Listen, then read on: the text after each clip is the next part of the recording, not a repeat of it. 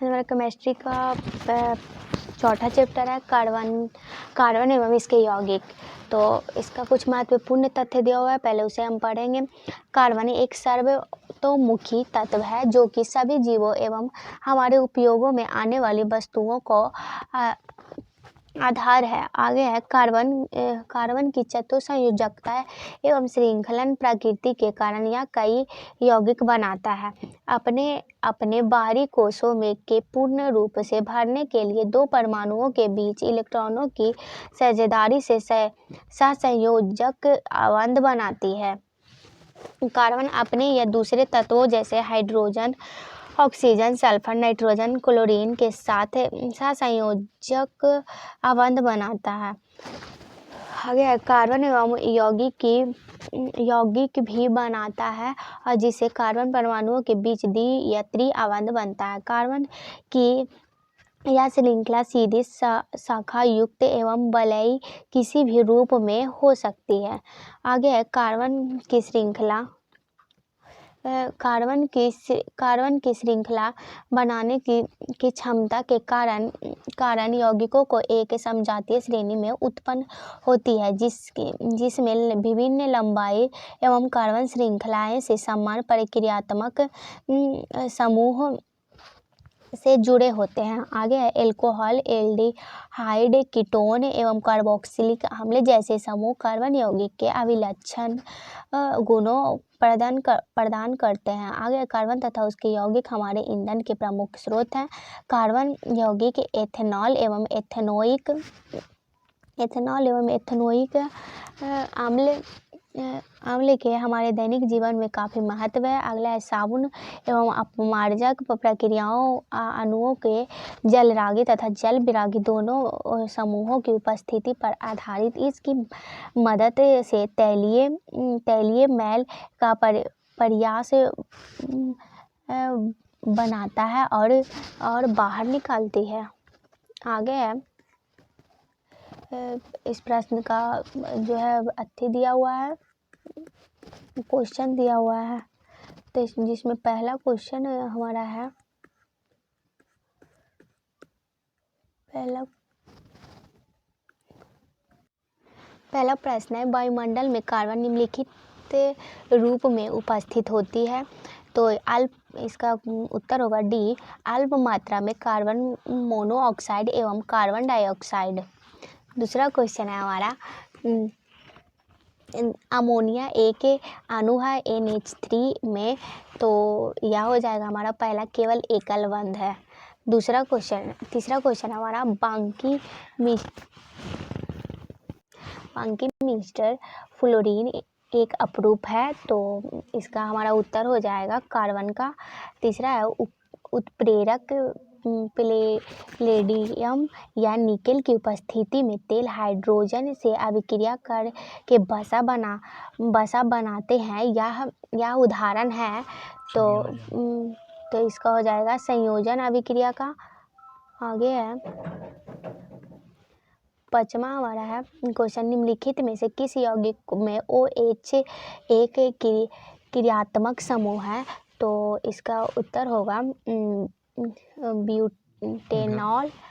और आगे है सामुन के अणुओं में होता है, तो सामुन के अणुओं में जलरागी सिरा एवं जल विरागी पूछ। आगे है अगला क्वेश्चन है सातवां, क्लोरीन कमरे के ताप पर संतृप्त हाइड्रोकार्बन से क्रिया करती है, तो इसका उत्तर हो जाएगा हमारा तो यह सौर्य प्रकाश की उपस्थिति में। आगे है पेंटेन का आणविक सूत्र C5H12 है, तो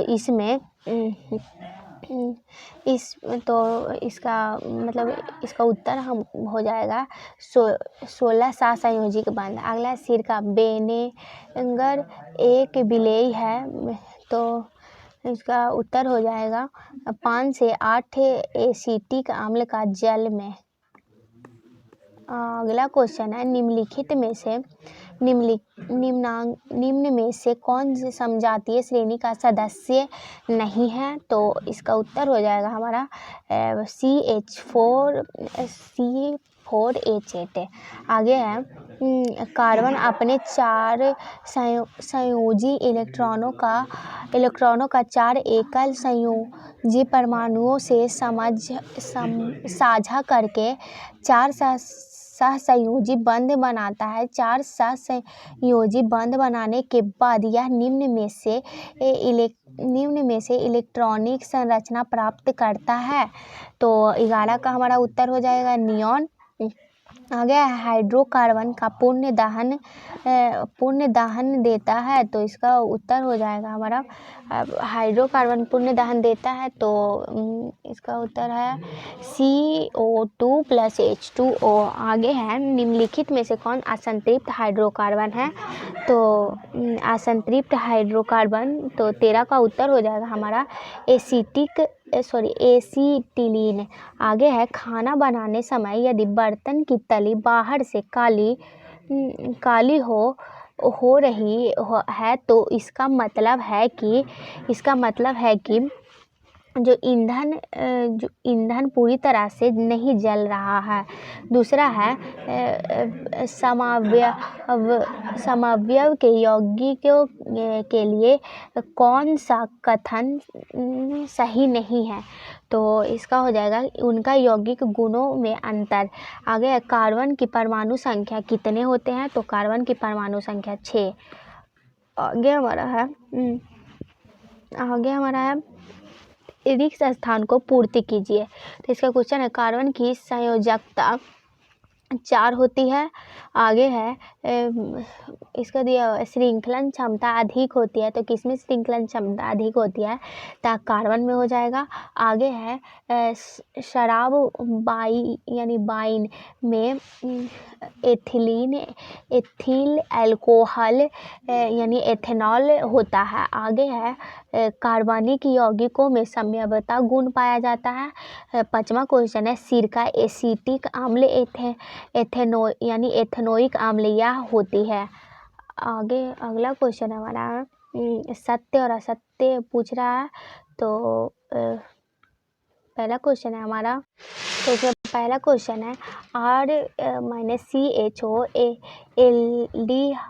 एल्डिहाइड एल्केनॉल का सामान्य सूत्र है, तो यह कथन सत्य है। आगे है कार्बन विद्युत संयोजी बंधन बनाता है, यह कथन असत्य है।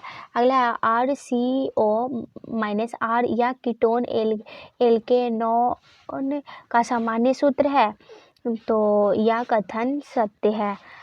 आगे है हमारा कार्बन यौगिक विद्युत का सुचालक होता है। कार्बन यौगिक विद्युत का सुचालक होता है, तो यह कथन हमारा है जो सत्य है, कार्बन विद्युत का सुचालक होता है। अगला है एल्केनॉल संतृप्त हाइड्रोकार्बन होता है, तो सही है ये। आगे है हमारा एक शब्द वाक्यों में उत्तर दीजिए, तो पहला है एल्केन समजातीय श्रेणी के प्रथम सदस्य का नाम एवं सूत्र लिखिए, तो मीथेन या CH4। दूसरा है एल्कीन समजातीय श्रेणी के प्रथम सदस्यों का नाम एवं सूत्र लिखिए, तो दूसरा का एथीन C2H4। तीसरा है एल्काइन समजातीय श्रेणी का प्रथम सदस्यों का नाम एवं सूत्र लिखिए, तो एथाइन C2H2। आगे है सहसंयोजी अवंध किसे कहते हैं, कार्बन यौगिक के मध्य किस प्रकार के अवंध होते हैं, तो 2 परमाणुओं के बीच इलेक्ट्रॉनों की साझेदारी से बनने वाला अवंध को हम सहसंयोजी अवंध कहते हैं। कार्बन यौगिक के मध्य सहसंयोजी अवंध होते हैं। आगे है हाइड्रोकार्बन क्या, उदाहरण देकर समझाइए, तो उत्तर हाइड्रोकार्बन ऐसा कार्बन यौगिक है जो केवल कार्बन एवं हाइड्रोजन से मिलकर बने होते हैं, इन्हें हम हाइड्रोकार्बन कहते हैं। उदाहरण के लिए मेथेन CH4, एथेन C2H6 आदि। अगला है विषम परमाणु क्या कहलाते हैं, उदाहरण दीजिए। तो इसका उत्तर है विषम परमाणु किसी भी कार्बनिक यौगिक से हाइड्रोजन को प्रतिस्थापित करने वाले तत्वों को हम विषम परमाणु कहते हैं। ये पर्याय कार्बन एवं हाइड्रोजन के अतिरिक्त तत्व होते हैं। उदाहरण के लिए हाइड्रोजन, ऑक्सीजन, सल्फर, नाइट्रोजन आदि। अगला प्रतिस्थापन अभिक्रिया किन्हें कहते हैं, तो प्रतिस्थापन अभिक्रिया जब किसी कार्बन यौगिकों से एक हाइड्रोजन परमाणु को विस्थापित करके कोई विषम परमाणु या परमाणुओं का समूह उसके स्थान को ग्रहण कर लेती है तो अभिक्रियाएं प्रतिस्थापन अभिक्रियाएं कहलाती है। आगे हमारा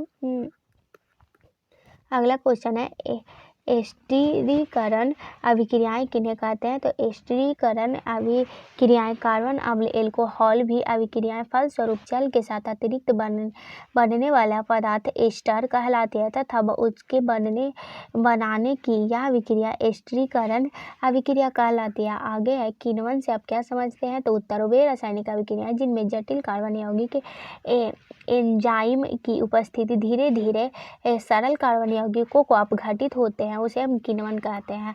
आगे है सामनीकरण से आप क्या समझते हैं, तो सामनीकरण क्षारों की वसा अथवा तेलों के जल अपघटन की अभिक्रियाएं स्वरूप साबुन बनाने का प्रक्रिया सामनीकरण कहलाती है। आगे है कार्बन एवं उसके यौगिकों का उपयोग अधिकतर अनुप्रयोगों में ईंधन के रूप में क्यों किया जाता है, तो इसका उत्तर है कार्बन एवं उसके यौगिक हमारे ईंधन के प्रमुख स्रोत हैं। ये दहन के फलस्वरूप ऊष्मीय ऊर्जा उत्पन्न करते हैं, इसलिए इनका अनुप्रयोग अधिकतर ईंधन के रूप में होता है।